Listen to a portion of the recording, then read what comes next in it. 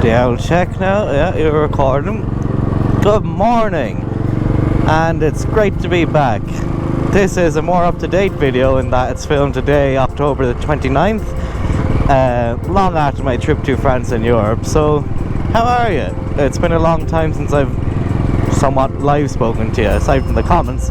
Hope you've been enjoying the Brain Voyage French trip. I really appreciate all your comments, and yeah, there's a couple more videos to come, but we're coming to the end of the France part. But don't worry, there's quite Beckett, we just missed the out ferry. There's plenty more videos on the way though, from my trip to Germany, Austria, Switzerland, Liechtenstein, Italy, the surprise tour, and we'll get to that within a couple of weeks. But for now, I thought, let's chance our arm and have a little Irish adventure. Some curiosities around Wexford. Something to that effect we'll call it. Do you know what? While we wait for the ferry, I can show you a little walk around a daisy as a treat. Now, this is Passage East. We were here before in another video where we did the Ring a Hook tour. But my dad was out yesterday and he recommended me some spots to have a look on the Bullet, so weather permitting, we're going to go on ahead and do that. I think that ferry is about 20 minutes back to back. But yeah, why not do a little walk around now? This is Daisy Bell, my 2016 B5 Bullet 500 from Royal Enfield. You know yourself. She's a faithful machine, just wonderful in every way. The tax disc fell off somewhere in France, but I have a new tax disc in my pocket, so don't worry. I just haven't gotten the holder on it yet. Now, she was lovely and clean the day before yesterday, and is immediately destroyed, such as Ireland. But no time for a full walkthrough now, but hopefully that'll satiate you for the time being. 'Tis rough. Kickstart no problem though. Okay. This is always nerve-wracking, more so on such a wet day. Alright.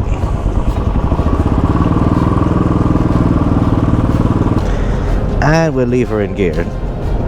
It's just rough out now, so it is. Might do the non-seafaring way on the way back. Quick crossing. Thank you. Now I think it's left.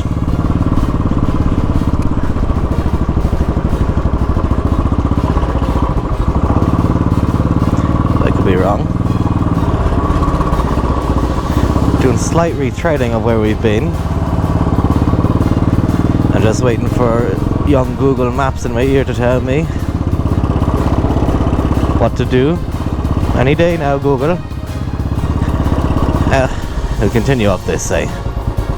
So, we're going to do 3 curiosities around Wexford. First, let's go to Dunbrody Abbey.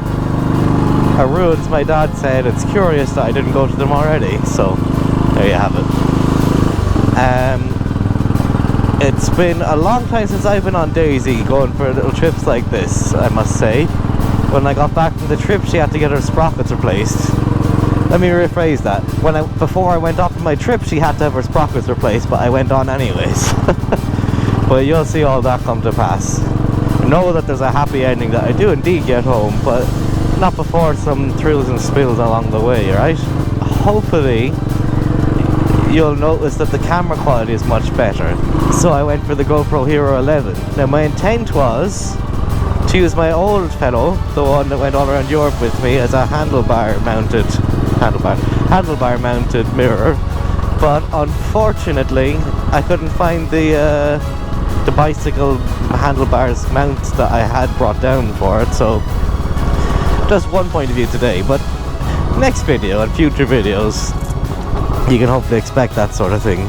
Whoa, the Rockland Road. Yeah, here goes any cleanliness that Daisy had. Let's go over here. Oh, he's letting us pass. Okay. Thank you, sir. But it's great to be back on Daisy after such a long time. You know, this is my best bike, and yeah, enough sentimentality. What other news do I have for you? Little shout out to Janner Fox of the Royal Enfielders. He was featured in Classic Motorcycles magazine here in Ireland recently, and I've been looking for an issue. I've been checking all the Eastons, but obviously it was such a popular interview now, Janner, that they're all sold out, so, but well done anyways. I think it features his BSA, which is great. Also, you'll notice an increase in the audio quality. I'm riding with my helmet open to really push its test its limits the first time, but Name, you'll remember Name from the videos in France, and he has a YouTube channel now actually called The French Bullet, and he said not to mention him until he had a few videos up, but I'm putting the pressure on you now, Name, to get a couple out if you have the time, because people would love to see him. There's his channel there somewhere in the ether. But he was kind enough when he bought his microphone for his audio setup. They come in packs of 3, the dead cats being the microphone sock wind thing. So he gave me one of his when I was over in France. I've only gotten to put it on and test it now, so hopefully there's a marked improvement in quality. Fingers crossed. Now I think we're also coming up on the Abbey here, aren't we? Dunbrody Abbey. I'm probably forgetting myself the facts, but if I'm thinking right, Dunbrody Abbey would be the same name as the Dunbrody famine ship, which is a tall ship that's always in New Ross Harbor, or Ross as Marty calls it. Here we are, and it's a modern recreation of a famine ship from way back when. Here we are, and if we were really dang cheeky, we'd drive through that way, but we're not that cheeky, are we? We've done our cheek in France. Let's go in for a little peek. One of the leading Anglo-Norman knights who landed in Bannow Bay in 1169 was Hervé de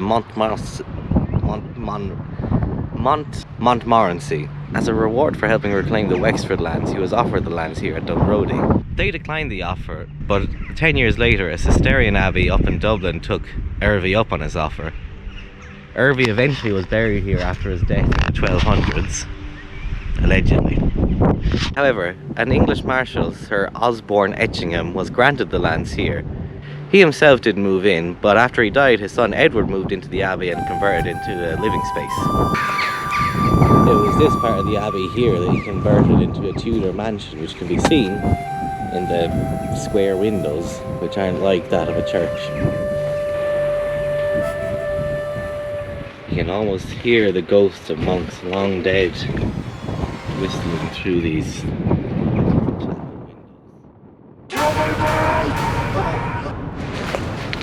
Sorry about that, I had to do that. It's Halloween after all. It's a massive site though. Shame we can't go in. Really, the grounds here are massive. I'm very surprised I haven't come across this already. I tell you, the OPW really doesn't want people getting in today. This would have been the main entrance back in the day, but obviously it's blocked up today. But looky here. Cheeky little entrance. We can have a little look in and get an idea of what the inside of the Abbey would have been like.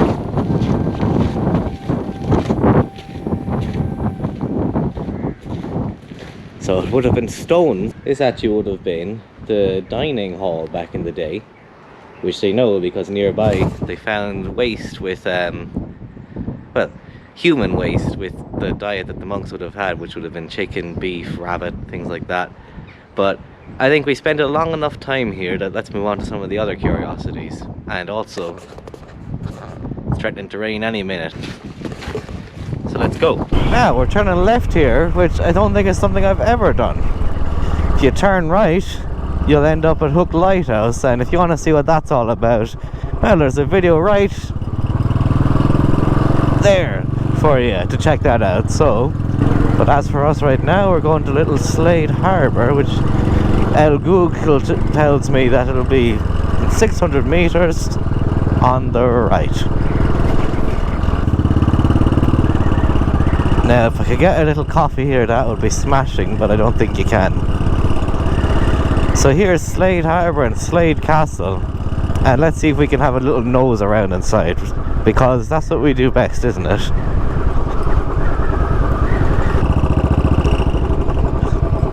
Now, if you park in here, Daisy, and you can look at the boats for me while I have a little look in. Now, how do these fellas all get out?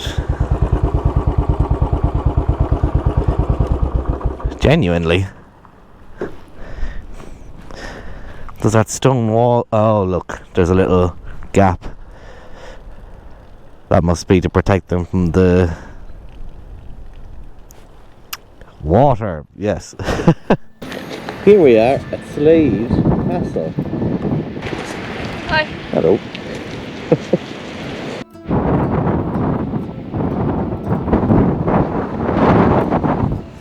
Now, Slade Harbor, no, Slade Castle, and forgive me, I'm leaving my helmet on because it's cold. Slade Castle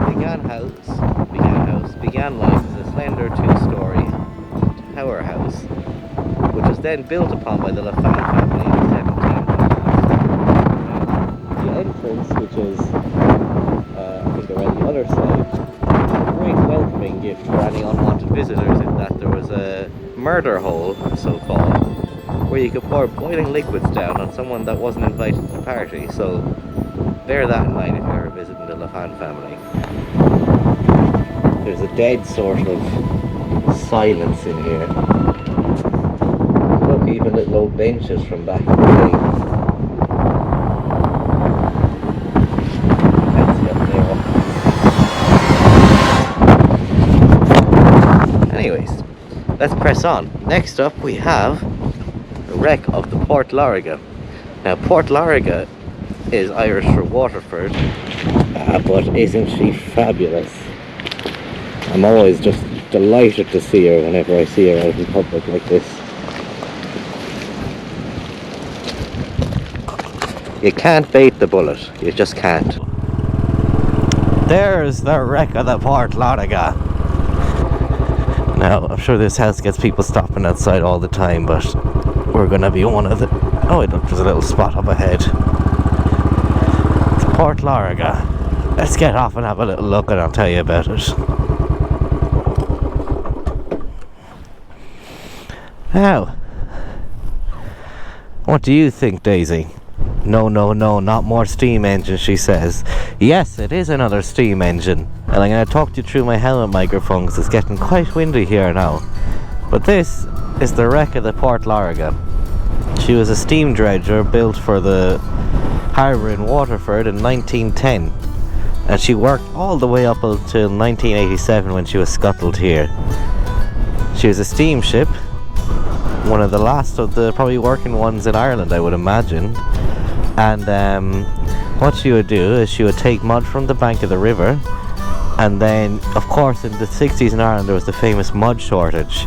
So what the ship would do would take mud from the river from Waterford, because Waterford had plentiful mud supplies for their mud reserves, so they would share it around Ireland.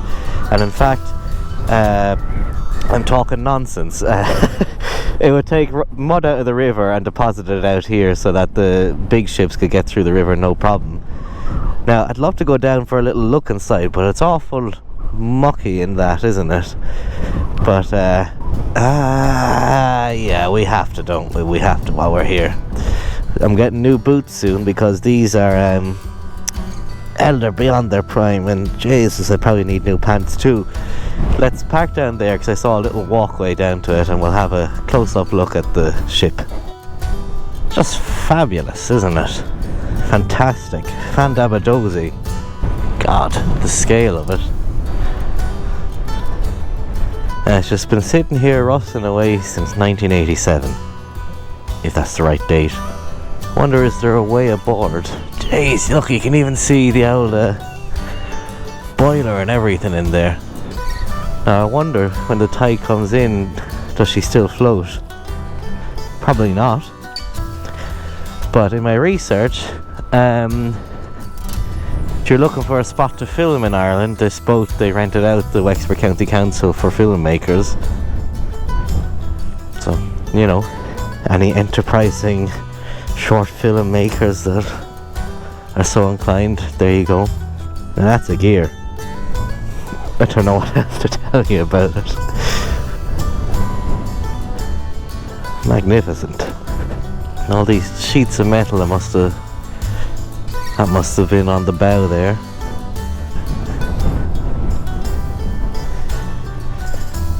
If you're strong enough, you could probably pull yourself up here, but I'm not sure about getting back down. As a steamship, I'm not sure where the funnel is, so to speak, but a relic of a bygone age. The lifeboat's still on board. And someone's been up there because there's graffiti. Yeah.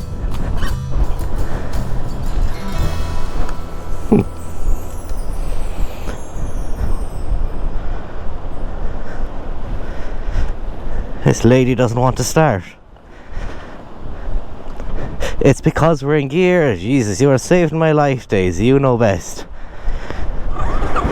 Ah, a smart machine. I tell you, the Bullet always knows what to do. And look, the sun is shining on us to finish off this video.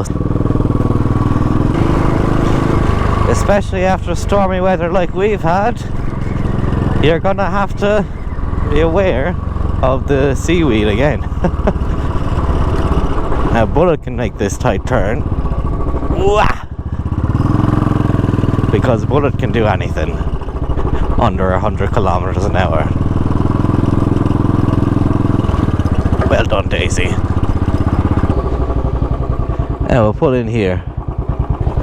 This camera points much further down, but that's your Halloween video. Thank you for watching, and happy Halloween. I hope you got a little spook if I included spooky things. And I'll talk to you soon again in real time, but in the meantime, back to France with you. On Friday, we're going to the D-Day beaches to some gun batteries and stuff, so it should be a good laugh. Thank you for watching. I'm going to head back to Waterford now and wish my brother Marcus a happy birthday, because he's having a surprise party tonight, which he found out about, albeit. But should be a good time. And yeah, have a lovely day yourself. I'll talk to you after. Bye.